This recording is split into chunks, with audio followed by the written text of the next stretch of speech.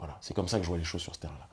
Parce que l'Afrique, elle a besoin d'une idéologie.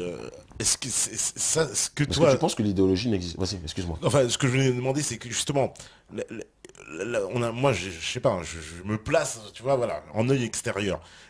L'Afrique, j'ai l'impression qu'il n'y a pas d'idéologie africaine propre, à part des idéologies occidentales C'est tellement pas vrai, ça. exportées. C'est tellement pas vrai. Moi, je Alors t'encourage. c'est quoi l'idéologie? Mais il faut étudier ce que les Amadou Mpateba, ce dont ils parlent. Il faut étudier ce que les Charanta ont écrit. Il faut étudier ce que les Ruben Oumniobé ont laissé. Il faut étudier ce que les Cabral ont laissé. Le conscientisme de Nkrumah, le socialisme, entre guillemets, africain, endogène africain de Julius Nyerere, sont des choses qui existent. C'est pour ça que je dis qu'il faut vraiment que, dans la dissidence franco-française, que les gens commencent à étudier réellement les écrits qu'il y a chez nous, parce que ça existe. De loin, on a l'impression que l'Afrique, c'est Koh Lanta. C'est plus complexe que Koh Lanta, frère. Il y a des ouvrages qui sont... Moi, je t'encourage à lire la déclaration d'Arusha de Julius Nyerere. Tu vas voir que le socialisme, on n'a pas besoin de François Mitterrand ou de François Hollande pour savoir c'est quoi le socialisme. Le marxisme chez nous, de manière ontologique même, le marxisme chez nous existe avant que Marx même soit venu à l'existence, parce qu'on vivait en communauté, et le partage était une priorité. Il n'y avait pas de développement de l'un au détriment des autres, c'était le développement du groupe ou le développement de personnes. Donc on a toutes ces idéologies qui sont en nous, qui sont insérées dans le paradigme. C'est juste des choses que le capitalisme moderne essaye d'asphyxier. D'asphyxier, on les a oubliés. On les relègue dans les bibliothèques, et puis après, celui qui doit nourrir sa famille, il n'a pas forcément le temps d'aller en bibliothèque, mais ce sont des choses qui existent. Et c'est pas un débat d'intellectuel, ça. Pourquoi ça trouve pas son application alors? C'est pas vrai, il y en a plein qui... Dans la société... Non, attention, dans quel pays? Je vais prendre l'exemple du Bénin. Ouais. Il y a ce qu'on appelle le centre Songhai. On parlait de Pierre Rabhi. Pierre Rabhi fait quelque chose d'extraordinaire. Mais le centre Songhai fait exactement la même chose en ce qui concerne la réappropriation de la terre. La sphère Dja font exactement la même chose. On peut en citer pléthore de gens qui ne sont plus dans la logique simplement des livres, mais qui sont dans une logique de pratique, de mise en pratique. Dans la société civile, ça existe à bon nombre d'endroits. Il ne faut pas qu'on se limite dans l'analyse de l'Afrique à la vision, la perception que les médias dominants donnent de ce continent. Et c'est pour ça que j'invite vraiment les gens à aller quotidiennement, enfin quotidiennement le plus possible, même s'ils n'y vivent pas, mais au moins sur le terrain, voir comment les choses se déroulent là-bas. C'est important. Alors, il y a encore plein de questions. On demande... Il est quelle heure là? Parce que... on a encore 10 minutes. On a une bonne dizaine de minutes. Okay. Pour ça, j'en profite encore. On n'a pas fait de pause, hein, vous comprendrez bien, parce que comme tu devais partir, je me suis dit, bon, les pauses, on laisse tomber. Alors... on dit bonsoir Kémy Séba, je vous écoute depuis plus d'une heure et je me rends compte que vous prenez pour exemple Bouddha, que vous nous expliquez maintenant que votre problème n'est pas la franc-maçonnerie qui d'après vous, je comprends, a été dévoyée donc. Ah non, j'ai jamais dit ça, voilà. Il comprend en travers. Là. Vous parlez d'un marionnettisme et vous ne le nommez pas, vous critiquez parfois les juifs, pensez-vous que le judaïsme est un problème? Non mais... C'est Hakim STV, de Street TV. Ouais, mais c'est pas... C'est-à-dire que le frère, il faut qu'il comprenne ce que j'ai... J'ai jamais dit que la franc-maçonnerie n'était pas le problème, j'ai dit que j'ai analysé comment la franc-maçonnerie domine. Domine, voilà. La franc-maçonnerie est à combattre. Et j'encourage les gens à lire dans mon ouvrage. Il y a un chapitre qui est lié à cette question où je parle et je décompose, comme très peu ont pu le faire sur la question africaine, la manière dont la franc-maçonnerie a pu se déployer. Donc c'est un problème. Mais j'explique comment ils ont réussi à dominer. D'accord? Maintenant, après, c'est quoi la suite de la question?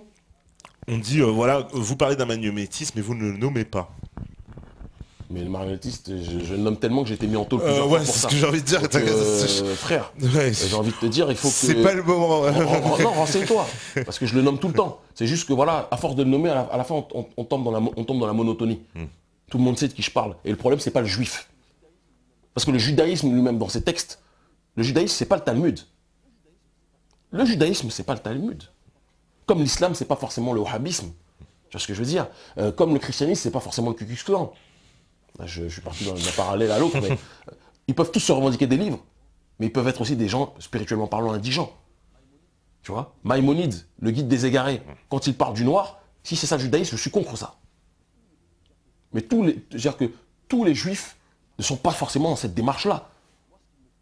Moi, ce qui me pose problème dans ceux qui se disent religieux souvent, aujourd'hui, c'est la manière dont ils sont capables de penser que si tu n'es pas avec eux, les autres sont condamnés, les autres sont damnés. Les autres sont inférieurs. Moi, il n'y a personne qui est supérieur à personne qui est inférieur. Ça, c'est pas ce que TF1 va dire, parce que TF1 va dire que je suis un suprémaciste noir. C'est pas ce que BFM va dire. Mais je le dis, personne n'est supérieur. Il y a des grands, des petits, tout ce que tu veux, mais on fait tous partie de l'humanité. Quand quelqu'un me dit il est le peuple élu, je lui dis garde la pêche, comme dirait l'autre, parce que ou le noyau, parce qu'il n'y a pas, personne n'a voté pour toi. Personne n'a voté pour que tu sois élu. Donc ne dis pas que tu es le peuple élu. Maintenant, mon problème n'est pas le juif. Je suis en Afrique. Je vois, il y a le Mossad, il y a les services israéliens, ils sont très présents aussi. Mais moi, mon problème, c'est les gens cooptés chez nous. Tu vois. Et ils sont très présents. Donc je passe pas mon temps, ceux qui remarquent d'ailleurs, qui analysent mes interventions depuis 1 an et demi, 2 ans, je passe pas mon temps à parler du sionisme, du sionisme, du sionisme, du sionisme. J'ai plus le temps pour ça. Le sionisme est une branche, comme le capitalisme est une branche d'un arbre appelé mondialisme, quelque part. Et encore, même le mondialisme, on peut parler, on le conceptualise comme aujourd'hui étant le problème principal, mais on peut même dire que ça aussi c'est une branche. C'est des schémas de domination. Et nous, on essaie de déconstruire ça. Et les juifs, eux aussi, doivent résister à cela. À la dernière conférence à Marseille, il y avait un papa juif, un aîné, crâne rasé, qui m'avait déjà vu il y a quelques années, qui était déjà venu à mes conférences, qui nous soutient énormément. Il y a des juifs qui nous soutiennent. Mais je dis que si tu es dans une logique où tu penses que Maïmonide a raison, tu lis le guide des égarés, je pense que tu t'égares toi-même. C'est ça que je dis. Moi, je suis inférieur à personne. Je suis supérieur à personne non plus. La seule supériorité qu'il y a entre les humains, c'est la supériorité sur le terrain de la détermination. Celui qui est décidé à s'en sortir. Et c'est lui qui se résigne. Et même parfois dans la résignation, il y a des signes. Donc moi, ma définition elle se situe là. Et j'ai pas de problème avec... c'est quoi, ça veut dire quoi que j'ai un problème avec les juifs? J'ai un problème avec ceux qui m'attaquent. Ceux qui m'attaquent, j'ai un problème avec eux. J'ai un problème avec le CRIF. C'est les sionistes finalement, plus que les juifs. Ouais, exactement. Mais même sionistes, voilà. Ça aussi, c'est plus complexe que c'est... Tu vois, j'essaie maintenant, ces dernières années, de prendre une distance par rapport aux termes, aux vocables, parce que ça devient des slogans publicitaires qui ne renvoient pas forcément quelque chose de précis. Tu vois. C'est beaucoup plus complexe que ça. Une question. Le Zion de Bob Marley, c'est pas le Sion d'Ariel Sharon. Ah non, c'est pas le même. Ouais. Donc pas confondre. Ils essaient de le mettre dans le même paquet, souvent. C'est plus complexe que ça. Un peu comme tu as vu ce DJ camerounais qui est parti en Israël faire un reportage pour faire jouer les louanges d'Israël. Mais ça m'étonne pas, c'est un courant. Ça aussi, c'est quelque chose qui existe beaucoup. Simone Gbagbo, la femme de Laurent Gbagbo, là, moi j'ai un grand désaccord avec ça. Elle est hystériquement proche d'Israël. Tu vois, dans sa dimension évangéliste, etc. Pourtant, tu peux être évangéliste sans être pro-israélien, etc. Tu vois, et ne pas confondre l'Israël céleste. Et l'Israël que les autres ont pris. Et d'ailleurs, ils n'ont pas respecté les écrits. Parce que dans les écrits, il est dit qu'il faut attendre que le Messie arrive pour avoir son propre Israël. Eux, ils n'ont pas attendu le Messie, ils ont volé les terres. Donc, même celui qui analyse, normalement, sait que, comme disait Jésus, on n'est pas dans la synagogue céleste, on est dans la synagogue de Satan. Pour ceux qui doivent comprendre. Quand on parle d'Israël qui est dans une logique d'occupation. Mais j'ai trouvé ça marrant parce que ça faisait un peu... On a vu qu'en Israël, les Noirs avaient beaucoup de problèmes, et là, c'était l'inverse. C'était quand même un Noir qui nous expliquait que c'était super. Il y en a. C'était la belle vie en Israël pour les Noirs, mais bon, je vais bien croire. Alors, on me dit aussi, c'est vrai, une question intéressante. Quel rapport souhaiterait-il avec une France qui aurait renversé son oligarchie et repris son destin en main? C'est le même rapport que je peux avoir avec l'Iran, avec le Venezuela aujourd'hui. Il n'y aura pas un rapport particulier avec la France quand même, tu penses? Non, ça sera le même. Je pense qu'il faut qu'on... Enfin si, tu parles français. Voilà, c'est pour ça que on a les liens des familles, on veut pas se ouais, mais il y a une complexité qui est due au fait qu'il y a eu beaucoup de rapports de domination entre l'oligarchie, les uns, voilà, et nous autres. Et moi, je rêve d'avoir avec la France, avec les résistants français, qu'ils soient d'extrême gauche, d'extrême droite ou autres, mais qui comprennent la nécessité de résister. Ce sera des rapports de camaraderie et de fraternité. Parce qu'on a le même ennemi, parce qu'on sait où le problème se situe. Et on sait qu'on ne doit plus être dans des schémas de domination des uns vis-à-vis des autres. Le respect ne doit pas être unilatéral, il doit être synalagmatique. Ça doit être un échange. Maintenant, c'est ce que d'ailleurs j'essaye de faire quand je parle avec des dissidents français. C'est ce que j'essaye de faire. Tu vois ce que je veux dire? C'est pour ça que je parle avec des gens de différentes mouvances. Je parle avec des altermondialistes français, qui eux peuvent être dans leur schéma, des anticapitalistes français. Je vais parler avec des gens de R. Oui, tu parles avec tout le monde. Tu parles avec le Parti Solidaire Français, avec Thomas Vernet, avec tout le monde. Enfin, il s'appelle plus Parti Solidaire Français, je crois, maintenant. Je sais plus. Moi, je vais pas sortir un truc, parce que je pourrais sortir un scoop par rapport à ce dernier, qui ferait comprendre pourquoi On est dans une démarche où c'est quelqu'un qui, pour moi, a plus compris le système que ce qu'il veut faire croire. C'est quelqu'un de plus profond que les caricatures dans lesquelles il est trompé. Il s'est très mal entouré. Mais on a le même rapport à Dieu. Ceux qui doivent comprendre comprendront par la suite, d'ici quelques temps. Quand il aura décidé de faire son coming out sur certains sujets. Et moi, j'ai pas de limite. D'extrême gauche à extrême droite, au centre, tout ce que tu veux. Du moment que tu comprends qu'il y a l'ennemi, on est sur cette plantation, on n'est pas obligé de s'aimer. C'est pas Jack Abbott et Nicky Abbott.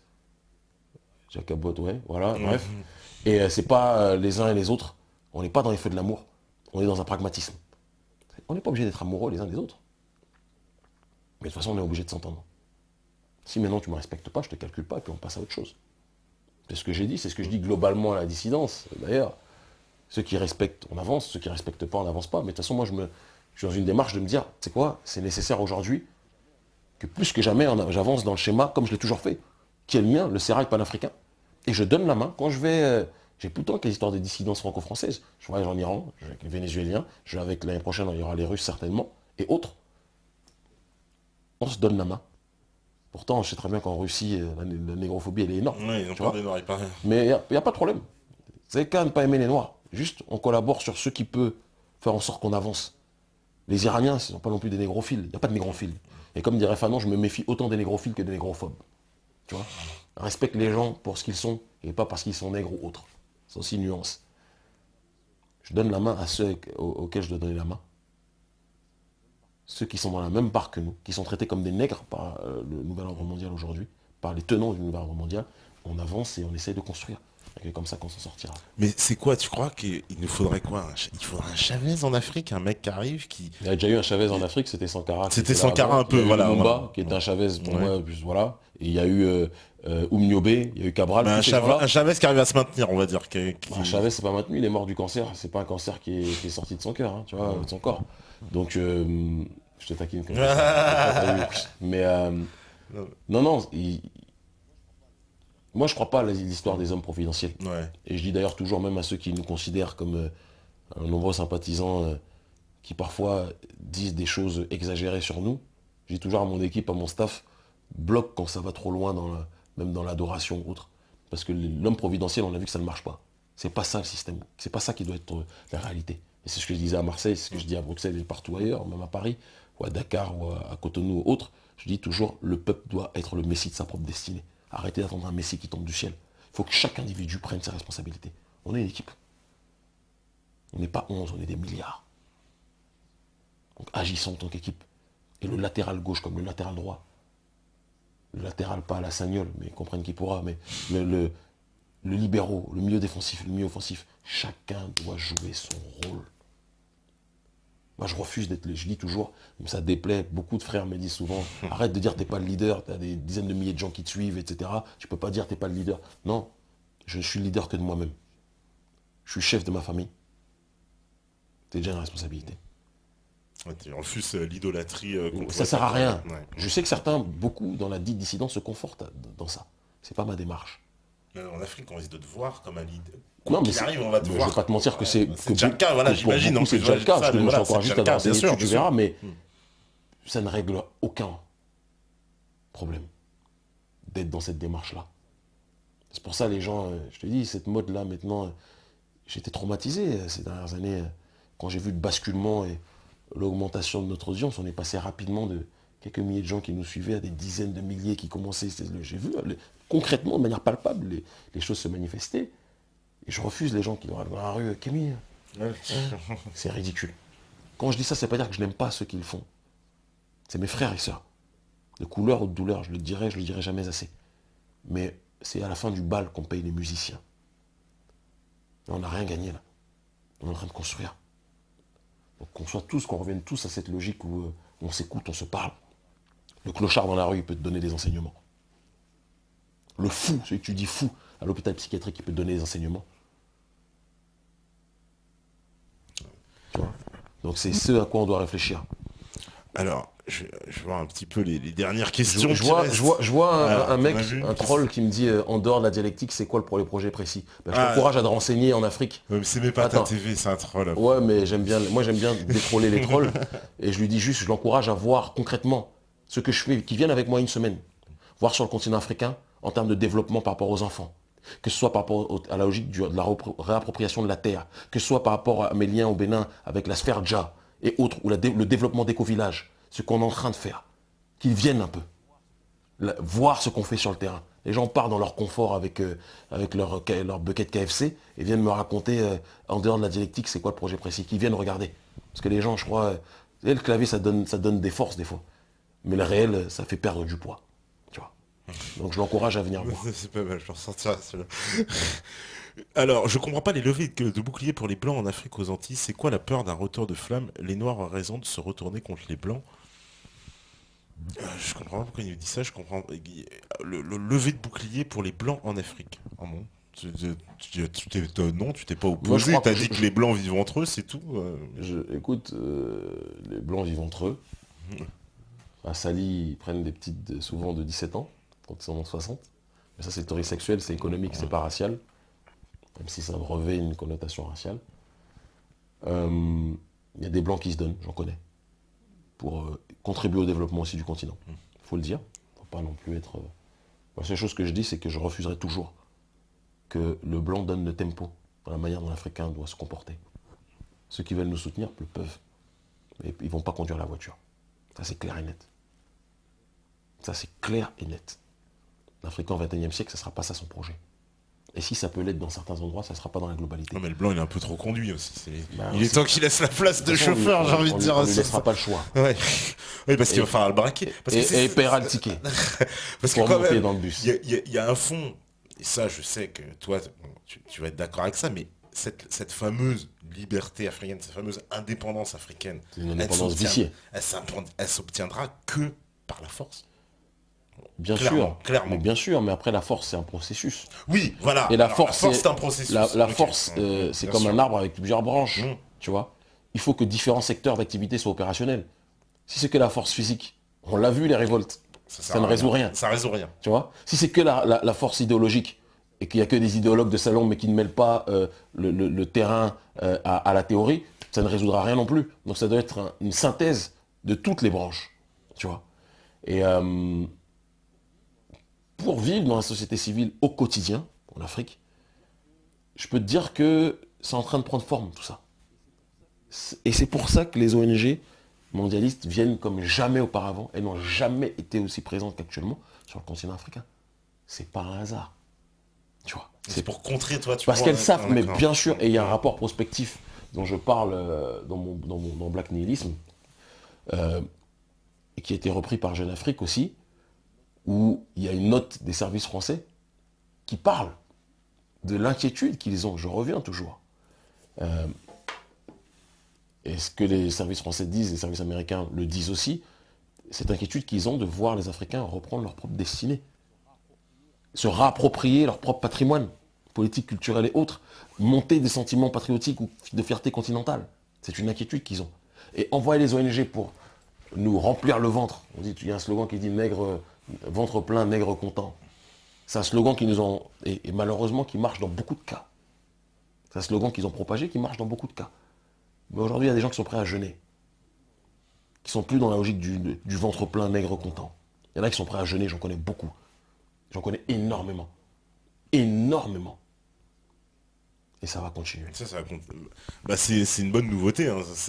C'est-à-dire qu'en fait, là, tu es en train de nous expliquer qu'il y a un réveil en Afrique. Clairement, pour toi, que tu l'as identifié, il y a un réveil. Il y a un réel concret. Ouais. Mais s'il n'y avait pas de réveil, on m'aurait jeté que j'aurais pas pu accéder à là où je suis moi. On m'aurait jamais laissé parler. Puisqu'ici, on veut nous caricaturer en disant qu'on est ostracisé en partir de groupuscules, alors qu'il y a des milliers de gens qui nous suivent, etc. Si le réveil n'était pas présent dans différentes sphères, et pas qu'à la base, et on ne pourrait même pas parler. Il faut qu'on soit très clair. Mais aujourd'hui, il y a des rebelles dans des secteurs d'activité que tu ne peux même pas imaginer. Il y a des rebelles. Mais certains n'ont pas forcément le courage de parler. Il faut qu'il y en ait qui aient le courage de parler, qui puissent être des détonateurs. Je ne suis pas le seul. J'en fais partie, il y en a d'autres. Mais les choses sont en train de changer, Ça bouge, à bien sûr. grands pas. Ah ouais, c'est pas BFM ou un œil sur l'Afrique de France 2 du feu Benoît Duquesne. Alors, on me dit, dans la même logique antimondialiste que la vôtre, ne considérez-vous pas que les peuples européens devraient se replier sur eux-mêmes de manière à recouvrer une certaine homogénéité ethnique plus propice à une cohésion sociale harmonieuse? Mais écoute, souvent les gens veulent lier, ils ont toujours cette logique de me catégoriser comme racialiste ou autre, veulent dire il y a racialiste noir, racialiste blanc. Moi je suis pas racialiste, c'est pas le message, ça veut rien dire pour moi. Maintenant, je pense qu'il y a des foyers civilisationnels précis dans chaque peuple. Il faut que les peuples se reparlent entre eux. Ça ne veut pas dire qu'ils doivent être fermés aux autres. Moi, mon but n'est pas que les Africains soient fermés aux autres. Il ne faut pas que les Européens, les Caucasiens, les Occidentaux soient fermés aux autres. Mais il faut que chacun revienne aussi à ses racines, c'est important.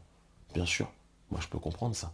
Après, je me méfie parce qu'il y a toujours un schéma de domination chez certains, pas chez tous, mais chez certains, dans la mouvance, qu'elle soit identitaire, patriote ou autre, il y a les relais et les relents de la colonisation qui sont encore une fois présentes. Une vision parfois suprémaciste, contre laquelle il faut lutter, contre laquelle eux-mêmes doivent lutter. Ils doivent lutter contre leurs propres démons. Parce que ça, c'est leur problème, c'est pas notre responsabilité. Mais moi, je comprends parfaitement que des Français, moi, la montée du patriotisme, a fortiori en temps de crise, c'est pas quelque chose qui me surprend. Ça ne veut pas dire que je tolère le FN, j'en ai strictement rien à cirer du Front National. Marine Le Pen me fait pitié. Tu vois, elle me fait pitié, elle s'aligne comme les Geert Wilders et comme tous les pseudo-patriotes qui s'alignent contre Israël. C'est le patriotisme toléré. Le vrai patriotisme indépendant, il est combattu. Mais je comprends que les peuples occidentaux veulent se parler. Et moi, ça ne me choque pas, je ne veux pas pleurer parce que les peuples occidentaux veulent... ils veulent être entre eux, ils veulent pas accepter... Moi, c'est pas quelque chose qui me choque. Soyez entre vous, c'est pas un problème. Il faut qu'on soit aussi entre nous. Il faut que chaque peuple se retrouve pour pouvoir se parler. C'est important. D'accord. Bah, écoute, on arrive à la fin parce que je sais qu'il y a ton taxi qui t'attend. Il est là, il est quelle heure là? Il est minuit. Ah ouais, putain. Mais ça passe vite, c'est Ouais. comme ça ici, on s'aperçoit pas du temps à chaque fois. Donc, bah écoute, allez, on en reprend une petite question.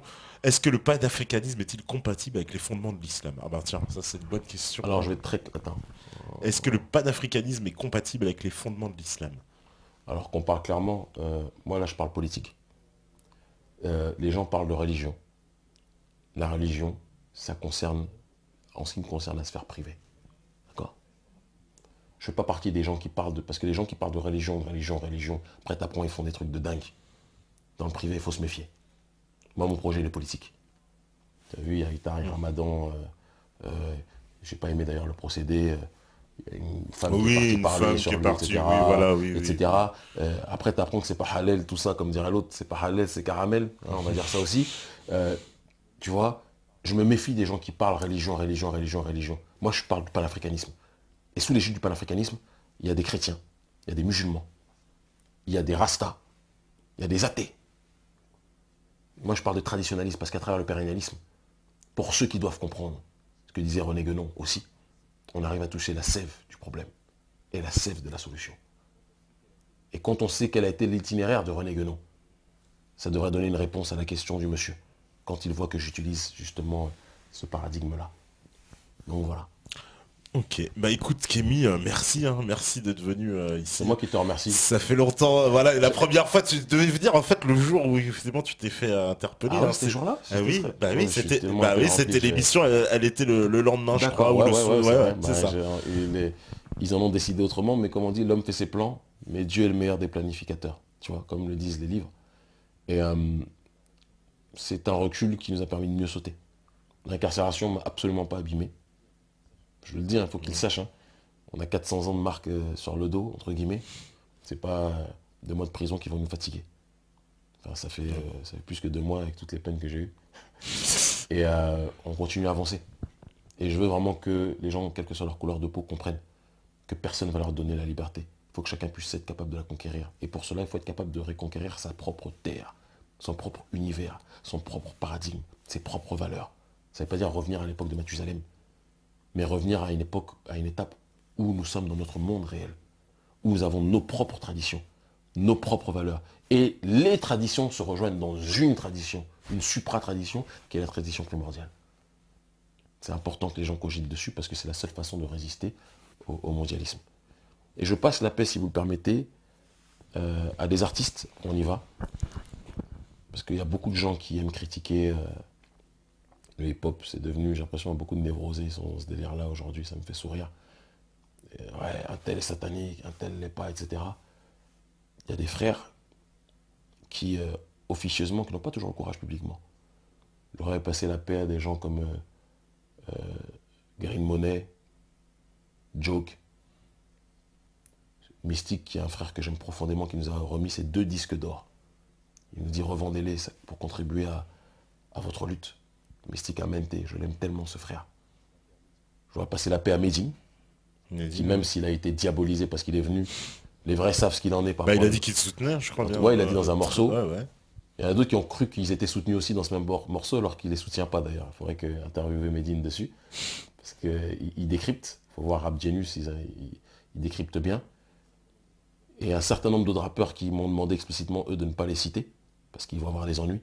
Mais qui donnent carrément. Je te le dis. Non, mais je te le dis. Il y en a, ils sont signés dans... C'est pour ça que quand j'entends, ouais, ils sont satanistes, un tel l'est pas, c'est tellement caricatural. Parce que c'est l'histoire de l'esclavage. Il y a des gens qui étaient sur la plantation, on croyait que c'était les plus grands vendus. Mais à chaque fois qu'ils pouvaient, ils donnaient des coups de main aux nègres les plus marrons. Aux nègres marrons. Il faut cogiter dessus. Ne pas jeter le bébé avec l'eau du bain. Tu parles de Booba, là? Non, je parle pas forcément. Parce qu'il y a pas dans le Booba. Et je vais te dire une chose. Hein, non, je dis ça parce qu'il y a beaucoup de gens qui te reprochaient de ton soutien à Booba, qui disaient oui, mais on comprend pas pourquoi ils soutiennent Booba. Je vais te dire une chose, j'ai strictement rien à cirer de ce que les gens... Ça, je te le dis fermement. Les gens, leur cohérence, leur incohérence, les gens parlent. Tu regardes leur vie, quand tu analyses, parfois c'est pas cohérent, tu vois. Booba, moi je sais ce qui a été fait à une certaine époque, en termes de financement d'hôpitaux, en termes de financement de projets que très peu de rappeurs dits conscients ont fait. Moi je l'ai vu en direct. C'est dans cette démarche-là qu'il y a eu cette logique de soutien et de force que moi je donnais. Après, moi, les prises de position récentes de Booba ne me parlent pas. Et je vais même être clair. Même sur le terrain du son, moi j'ai grandi, quand je suis arrivé en région parisienne, j'étais dans 92, j'étais dans la zone limitrophe du Pont de Sèvres, tu vois. Donc tous ces gens de ce milieu-là, je les ai tous connus. Salif, qui est le monsieur de ton ex-comparse. Alors, dans Voici, tu rappelles. Bref. Enfin, c'est pas lui que je connaissais, Excess. Bien sûr, voilà. bien sûr. Qui cherche la paix, etc. Tu vois. Il y a plein de gens de ce milieu-là. Ali. Bien sûr, Ali des Lunatiques. Un grand monsieur. Un grand monsieur, bien sûr. Un grand monsieur. Tu sais, le rap, c'est complexe, mon frère. Je vais pas te le dire à toi, t'es rappeur. Oui, bien sûr. Il y a des gens, tu vas dire, ils sont vendus. J'ai oublié de big up quelqu'un comme DC's. DC's La Peste, DC's La Peste, Tiers-Monde, c'est une dinguerie. Tiers-Monde, c'est une dinguerie. Il y a plein de gens dans le son qui sont dans une démarche aujourd'hui de... T'as l'impression que c'est des putes. Mais ils sont beaucoup plus deep que tu ne peux le penser. Et ça, j'aime aux États-Unis. Là-dessus, j'aime l'attitude de Farrakhan, qui ne détruit pas, qui ne condamne pas l'industrie du rap, parce que quand tu vas commencer à condamner l'industrie du rap, enfin, tu peux condamner les maîtres de la plantation du rap, mais ne condamne pas les esclaves qui sont sur cette plantation. Conscientise-les pour qu'ils brisent leur chaîne. Dieudonné était sur le terrain idéologique, c'était avant un ami des SOS Racisme. Il faut le dire. Ouais, c'est vrai. Il s'est rebellé, non? C'est vrai. Pourquoi ces derniers ne peuvent pas...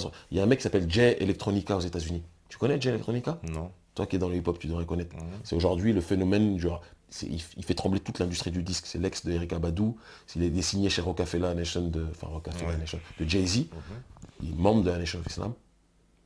Il fait tellement... Et pourtant, c'est un ancien SDF. Enfin, il a un long passif, un passif complexe. Complexe, j'ai pas peur de le dire. Très complexe. Tout ce qu'il a fait n'est pas bon. Je le précise pour pas que les gens reprennent et découpent mes propos. Tout ce qu'il a fait n'est pas bon. Mais là où il en est aujourd'hui, son degré de dénonciation vis-à-vis du maître de la plantation, il n'y a aucun rappeur qui fait ça. Moi, je crois en la capacité de réformer les gens. Non pas moi qui les réforme, parce que déjà, avant de réformer les autres, il faut se réformer soi-même. Les gens qui critiquent toujours les autres, il faut voir ce qu'ils font eux-mêmes. Quand tu grattes, tu stresses. Mais je crois en la logique d'humilité et de partage.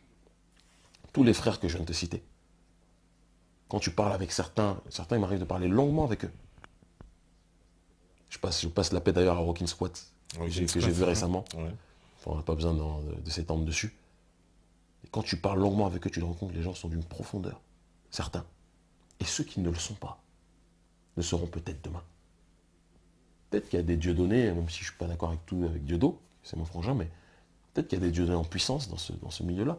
Pourquoi on veut cracher dessus? Tu vois, il faut s'attaquer aux marionnettistes. Oui, ça, je suis d'accord avec vous.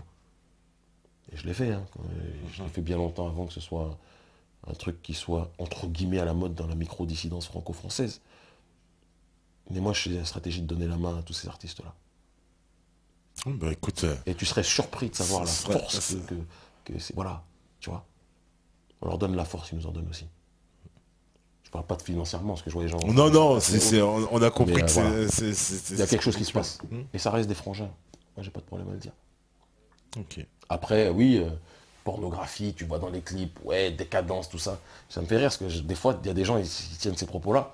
Ils sont à des années-lumière de ça. Puis ils sont à des années-lumière de ce que les gens font, parce que c'est... Pour moi, le rap, c'est comme le cinéma. Quand tu vas voir au cinéma, tu vois de la pornographie, parfois, tu vois de la violence, tu vois des trucs de dingue, c'est les acteurs. Tu regardes dans la vie ce qu'ils font, il y a un décalage. Tu vois. Ça ne veut pas dire que c'est bon. Mais il faut essayer d'être capable d'avoir une distance critique réelle sur cette logique-là.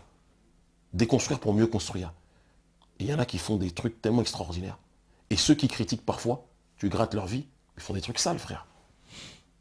C'est pour ça que moi, je me poserai jamais... Si je remarque bien dans notre combat, je ne me suis jamais posé sur le terrain de la morale. Parce que quand tu commences à donner des leçons sur le terrain de la morale, il faut que tu sois certain que tu sois un ange sur le terrain de cette morale-là. Parce que si on gratte et on voit que tu fais des choses, il ne faut pas que tu commences à critiquer les gens. Donc moi, c'est toujours idéologique, politique. Tac, tac, tac, tac, là c'est bon, là c'est... Selon moi, je ne suis pas d'accord, là je suis d'accord, et j'argumente. Non mais c'est bien, ça ne passe pas dans la morale. Au moins les choses sont dites, les choses sont claires. Bah merci Kevin d'être venu. C'est moi qui te remercie, la famille. Vraiment, voilà, on est content de t'avoir reçu.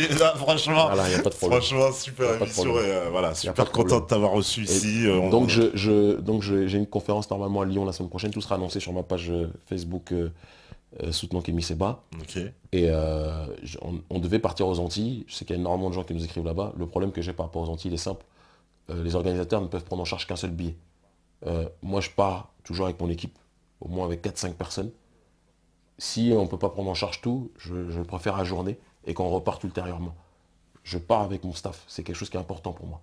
Bien sûr. Partout, maintenant. C'est la décision que j'ai prise, parce que je sais que la vie va vite. On ne sait pas ce qui peut se passer à différents endroits. Donc c'est la démarche qui est la mienne. Mais je retrouverai les Antilles très prochainement. Et je rentre donc sur la terre-mer le 15 décembre. Et ton émission qui reprend l'émission reprend à la fin du mois et moi je rejoins l'équipe. Et toi tu rejoins l'équipe vers la mi-décembre. D'accord. Voilà. Donc on va te revoir, bah écoute. Voilà, sortir un certain nombre de propos. Puis j'écris tellement de chroniques en prison aussi qui sont intemporelles. D'accord, bah écoute, bonne chance, voilà. Bonne continuation en Afrique. Nous on se retrouve... Et en Occident. Et en Occident, bien sûr. Je suis sur 2 tableaux. C'est vrai que tu es sur les 2 tableaux. Voilà. Et puis voilà, toujours ton livre aussi, on peut le rappeler. Black Nihilisme. Le tome 2, donc ce qu'il y avait Supranégritude d'abord, et le prochain qui est déjà en bonne voie, j'écris la nuit. D'accord. Sortira normalement en juin prochain, tome 3. En plus t'es prolifique, voilà. Prolixe, bah dis donc, bah bravo, bah écoute, merci beaucoup.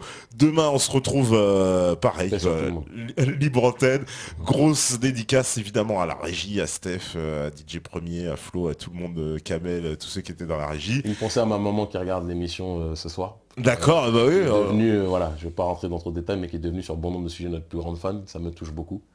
Et qui nous regarde tout le temps à la télé d'ailleurs, elle a le câble donc elle regarde tout le temps. D'accord, donc elle a pu regarder ce soir, tu penses qu'elle a... Ouais, enfin là il est quelle heure? Il est tard un peu, mais... C'est un peu une ancienne, mais si la connexion est bonne là où elle est, je pense qu'elle a regardé, elle m'avait dit qu'elle ferait tout pour regarder, donc voilà. Dédicace à toute la famille, dédicace à nos enfants qui nous regardent, le petit roi. D'accord, bah, grosse dédicace aussi à tous les Africains, on va profiter puisqu'il y a beaucoup d'Africains qui nous regardent. Hein. On nous regarde beaucoup en Afrique, je te dis, cette émission-là a été beaucoup regardée en Afrique. Particulièrement, on a une mention spéciale aux Ivoiriens qui sont les plus nombreux à nous regarder. Les Ivoiriens sont déterminés. Voilà. Ils sont déterminés. Allez, merci beaucoup, on se retrouve demain. Allez, si vous écoutez ce message, c'est la résistance. Merci, ciao.